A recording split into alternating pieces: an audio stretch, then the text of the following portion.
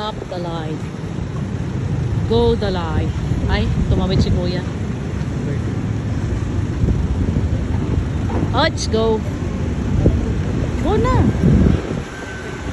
Ay, ang tao rin pa pala. Tinignan ko kasi kaliwa.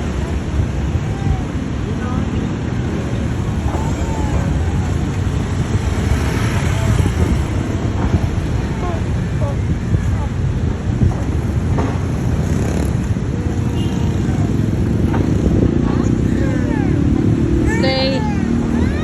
Walking pedestrian is go.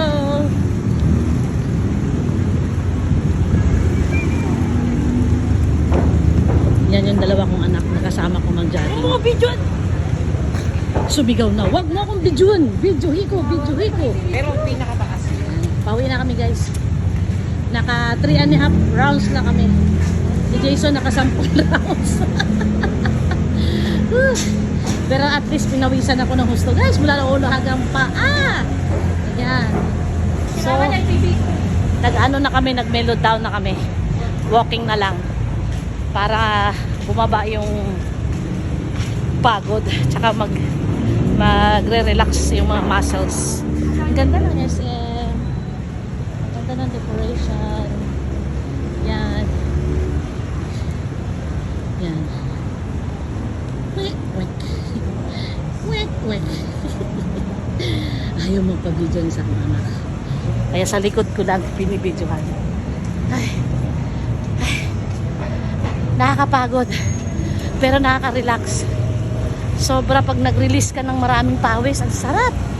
Mamaya nito, ang sarap ng tulog ko. Laptop block. Ang gising ko lang nito, ihi. Ay. Ayan, tatawid naman kami ng isang pedestrian.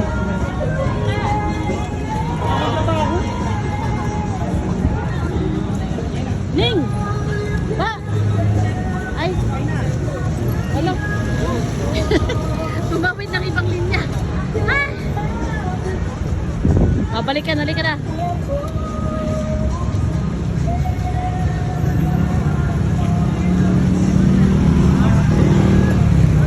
Nakatawid na kami. Mabait yung kotse, huminto. So, ito na yung aming tawid. In between ng Alimol at saka SM. Nasaan na ba yung makasama ko?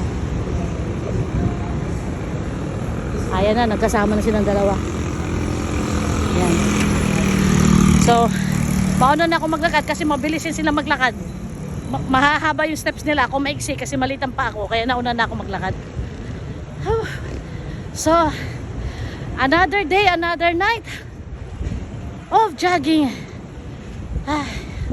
Ang sarap sa pakiramdam. Alam nyo, nag-improve sa akin ngayon.